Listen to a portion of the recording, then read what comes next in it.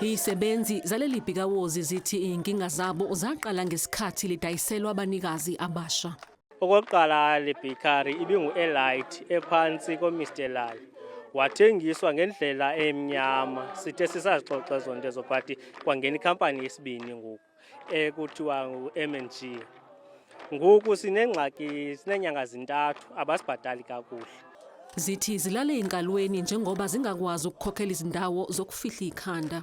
Siyagxothwa ngomastandi siyarenta apha eCuwa. Kukho abantu abalala ezitshomini ngoba nangaba omastandi bebatsixele ezindlini uba abanamali yorenta. Kukhona abamane besinika ke ngomaqombiqombi ngokuyana besinike amaqombiqombi e-2000 sayithi 2000 price siyarenta sinabantwana sinabafazi sinamakhaya ajonge imali kuthi.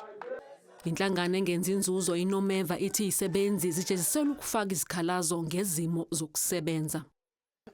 They've been getting low wage.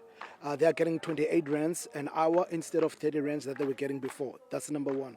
Two, they just got retrenched at one time just because they complained.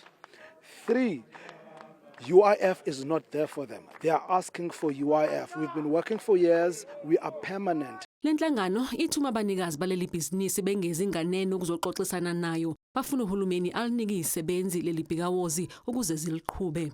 We are saying to all South Africans, to the government, give these people the finances to actually run this themselves. If this guy is saying that they've failed, okay, fine.